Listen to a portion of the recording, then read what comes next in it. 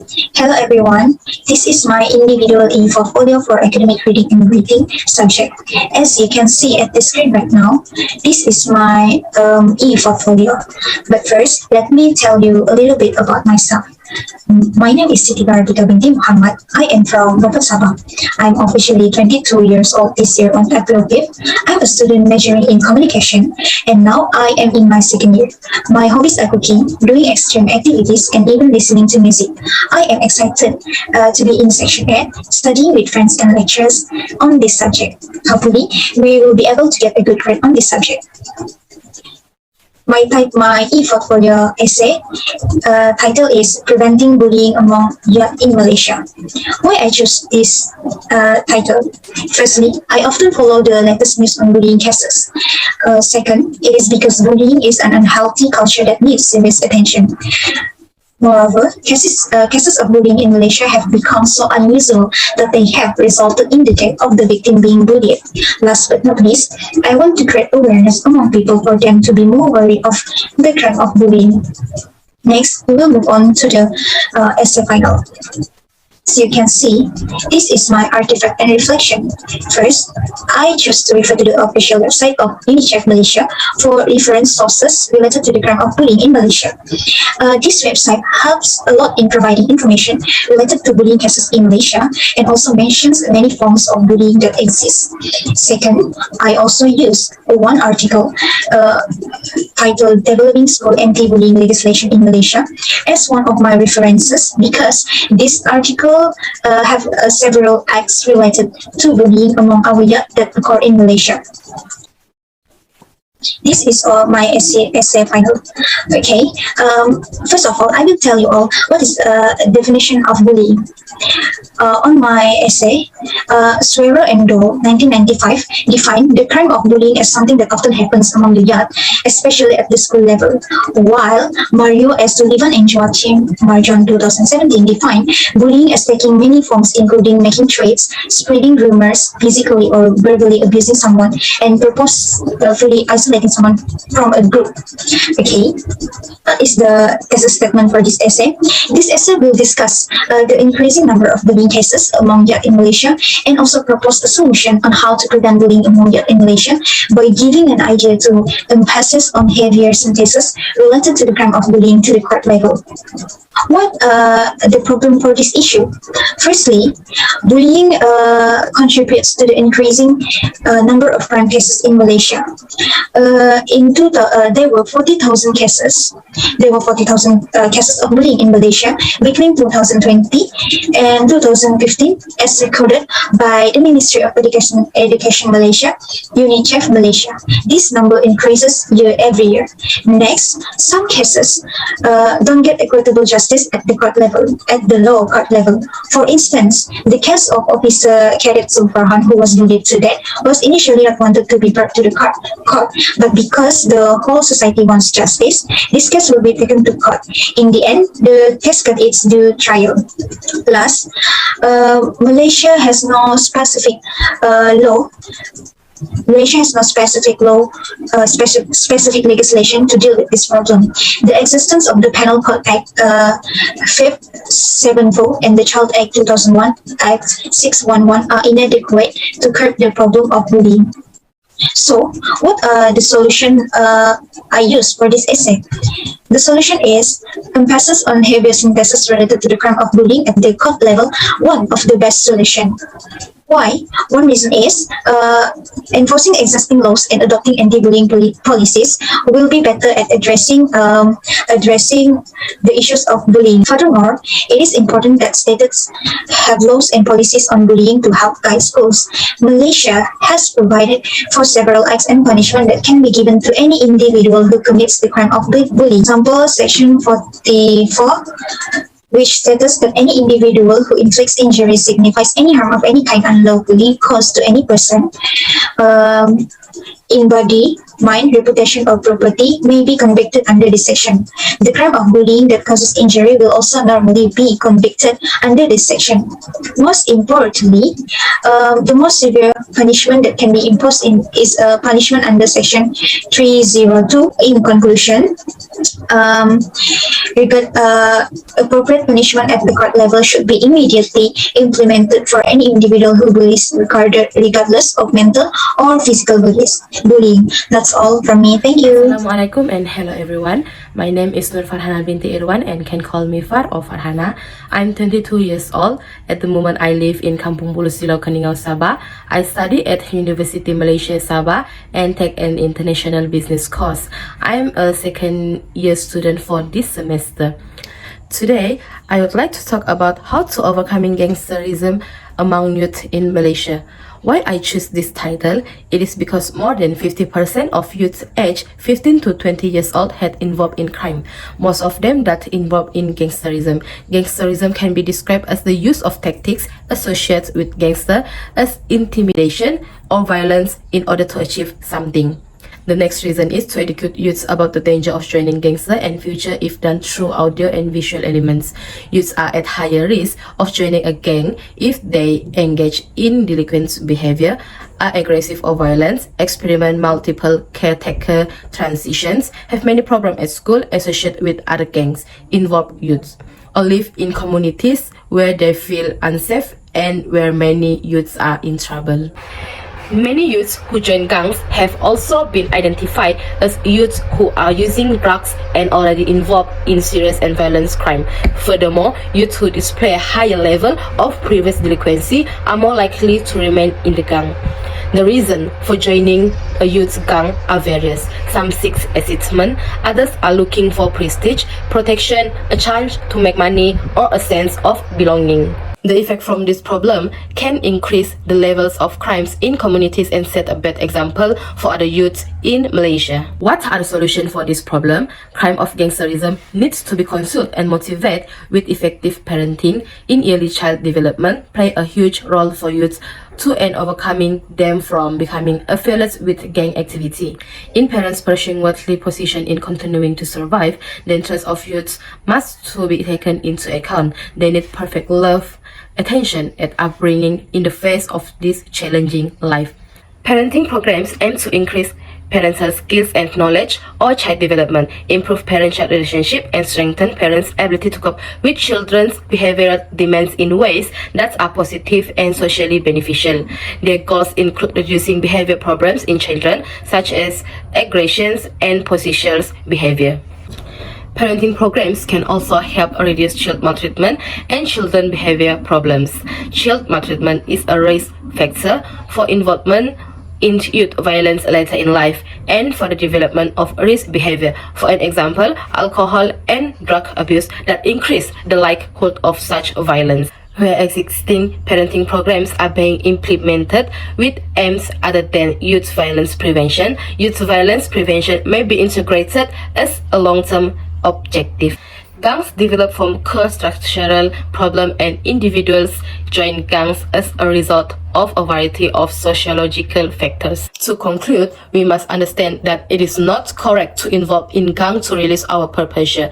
We must say no to negative behavior so that youth gang activities in our society will decrease until a safety level, and this would reduce the possibility of gangsterism among youth in Malaysia for a better future.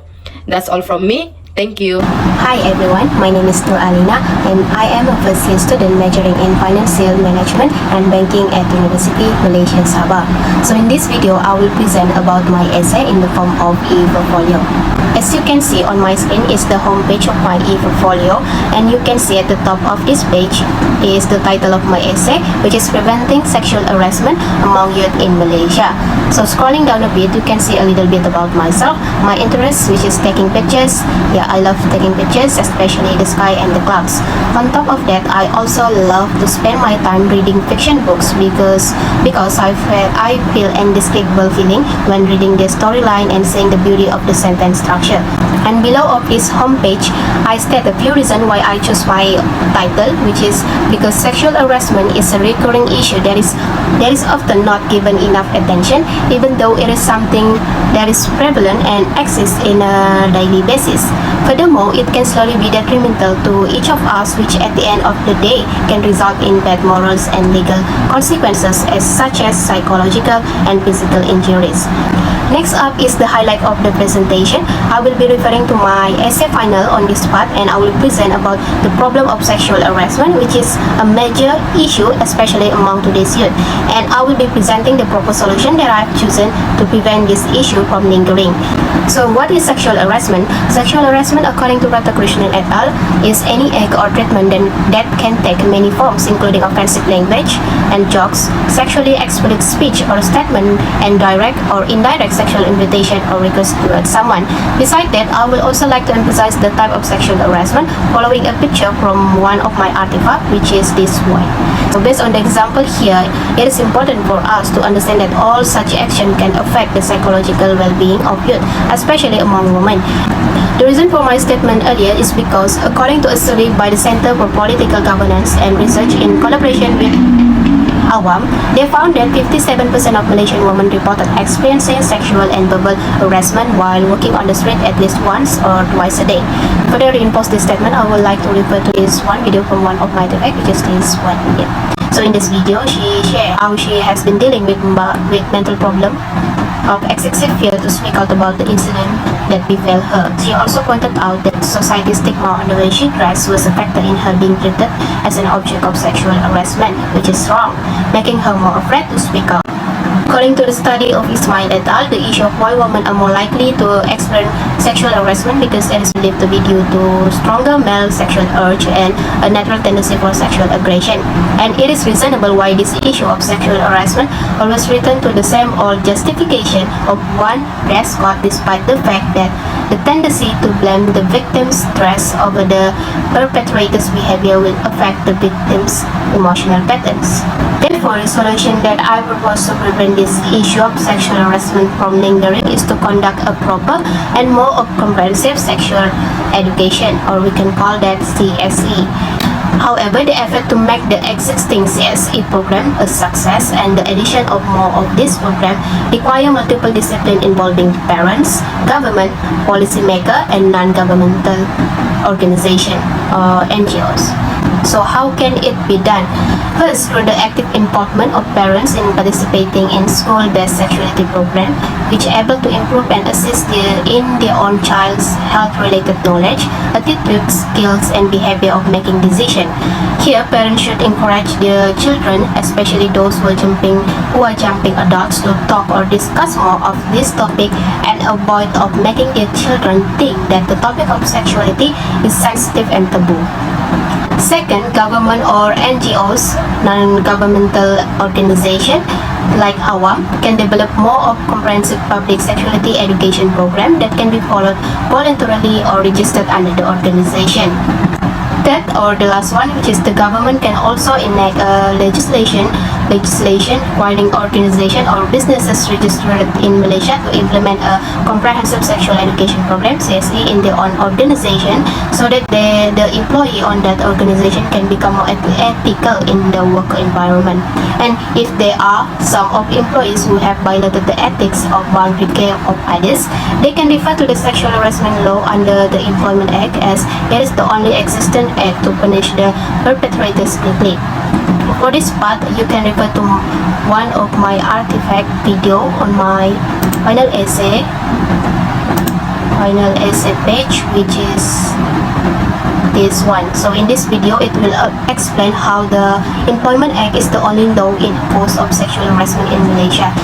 One of the best takeaway from this video is this: while the law cannot stop crime, it can prevent it from occurring. She highlighted that strong law and efficient enforcement will encourage victims to speak up, as well as others to take bold action to combat sexual violence or harassment. In conclusion, conducting a comprehensive sexual education CSE program in depth or perhaps improving existing program will educate youth about sexual harassment, why is it wrong, and how to get help from being silent or enduring the trauma of being a victim alone.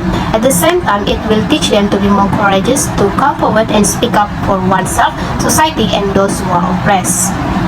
Therefore, I will close my presentation here with a word. The troubling reality is that sexual harassment happens almost everywhere. Therefore, the best way to deal with this is to remain vigilant and continue to spread the interest, the awareness of moral sexual education. That's all from me. Thank you. Welcome and hi to Mr. and also my fellow classmates. So today I'm going to present my portfolio and also my problem solution essay. So without further ado, let's take a look on my portfolio. So this is my portfolio. The title that I've choose for my problem solution essay is actually solving baby dumping module in Kota Kinabalu. Before we talk more about this solution, the problem and also the solution that I've proposed for the baby dumping problem, I think it would be better if I can introduce myself a little bit. So my name is Isaac Pinchunadi, and this is a little bit for me. So this is my metric number and also my student name. So I'm actually second student taking biotechnology course in University of Malaysia, Sabah. My hobby is actually to play badminton and also volleyball. I play both of these sports for fun and also to keep myself healthy. So some reason that I choose solving the dumping module in Kota Kinabalu as my title for my problem solution essay is because one of it is the statistic per year of baby dumping cases in Malaysia is at a very worrying level, whereby the trend for every year it actually increases year by year. And also other than that, it's one of the reasons is to express my thoughts or share my idea on how to prevent and solve the baby dumping cases in Kota Kinabalu. I also want to share why does baby dumping occurs, the consequences and some steps that has been taken in order to solve this baby dumping problem.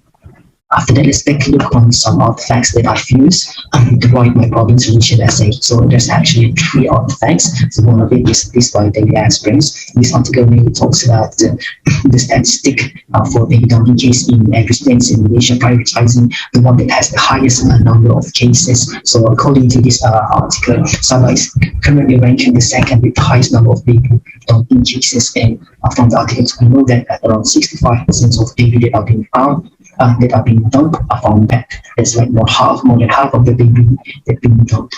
So and then we know that from this article it also states that teenage pregnancy also contributes to baby dumping cases, whereby we usually have around 4,000 cases a year for teenage pregnancies that involve teenagers under 18 years old.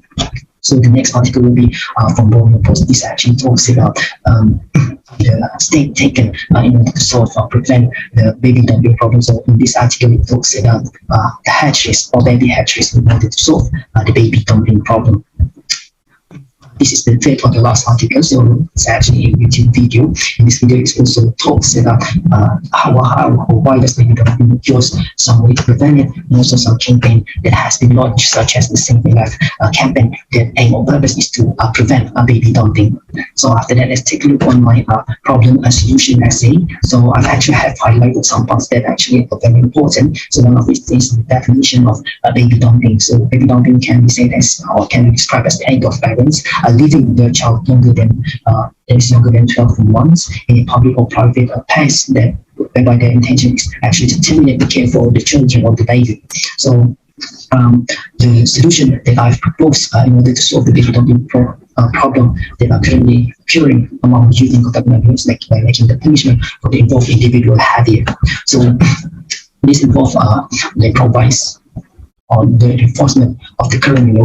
So one of the things I think that can be reinforced is by lengthening the sentence of imprisonment. So right now, currently under the law, any woman or man that dumps their baby can be sentenced to up to 10 years imprisonment time. So I think that can be the time of imprisonment can be lengthened from 10 years to 20 years. So by extending the time for the imprisonment, people will be more afraid to dump their baby.